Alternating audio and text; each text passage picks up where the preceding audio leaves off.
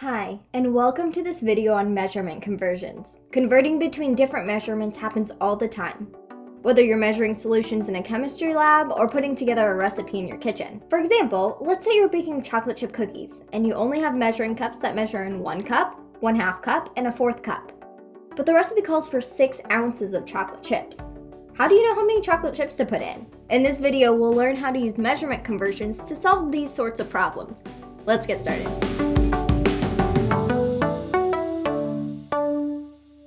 Let's start by figuring out our chocolate chip problem. Remember, we only have our cup measurements, but the recipe is asking for ounces. Well, this is where conversions come in handy. In order to figure this out, we need to set up conversion fractions. The first step in setting up conversion fractions is finding our conversion factor. A conversion factor relates one quantity to another. In our chocolate chip example, our conversion factor is 1 cup equals 8 ounces. Now that we know what our conversion factor is, we can set up our conversion fraction.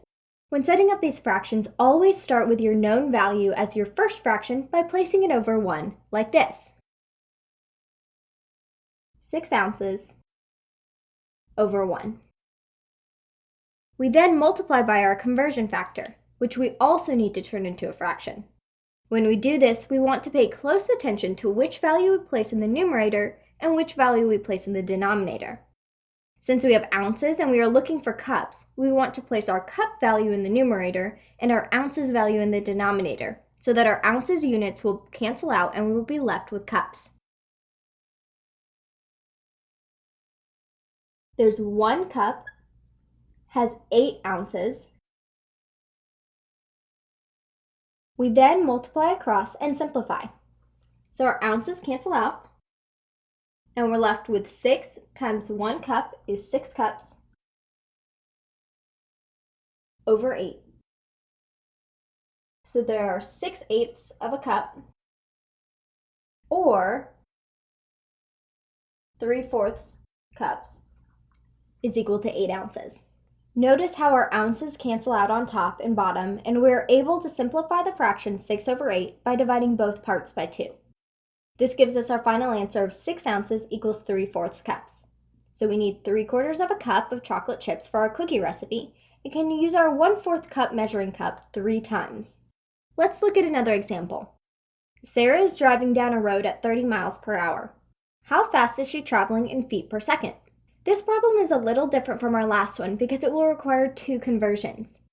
We need to find our conversion factors for miles to feet and for hours to minutes. There are 5,280 feet in a mile and 3,600 seconds in an hour. So our conversion factors are 1 mile equals 5,280 feet and 1 hour equals 3,600 seconds. First, we write our known value as a fraction. Notice that this is in miles per hour, so we are going to write the miles part on top and the hour part on bottom. She travels 30 miles in 1 hour, so we'll write it like this.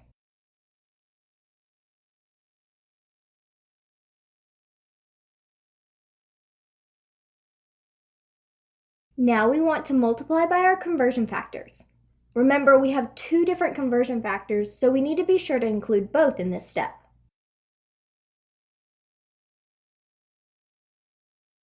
There are 5,280 feet in 1 mile. And we want to put the mile on bottom because we want our units to cancel out.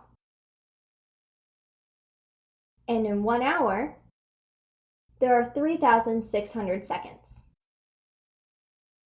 Again, we have our hour on top over here because we have it on bottom over here and we want them to cancel out. So when we multiply through, our hours cancel out, our miles cancel out, and then we can just multiply across.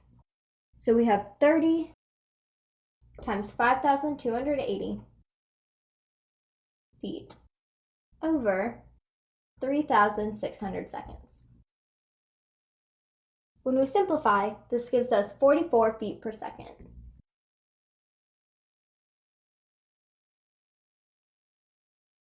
If Sarah is traveling 30 miles per hour, she is also traveling 44 feet per second. Let's take a look at one more example. Caleb is painting a wall that is a total of 96 square feet. How big is the room in square inches?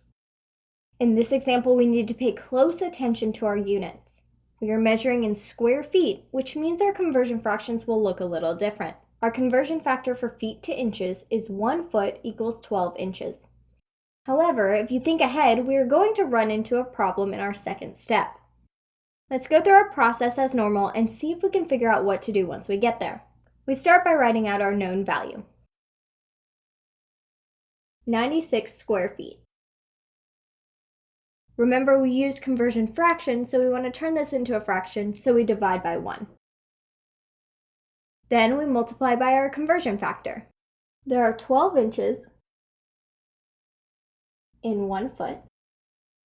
Remember, feet needs to be diagonal to each other so that eventually they'll cancel out. But what's wrong with this conversion? Well, if you multiply the units out, you can see that we'll be left with feet times inches, because one of our feet will cancel out, but the other one won't. To fix this, we simply need to multiply once more by our conversion factor.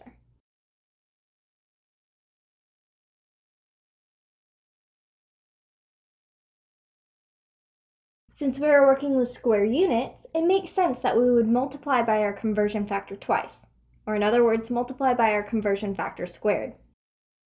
Let's finish out our problem by multiplying it all out. Our feet squared will cancel out with both of our feet down here. So we're left with 96 times 12 times 12 square inches. When we multiply this out, we'll get an answer that is equal to 13,824 square inches. And that's all there is to it. This process will work for conversions between any two units. As long as you know your conversion factors, you can follow these steps and find your new measurement. I hope this review is helpful. Thanks for watching and happy studying.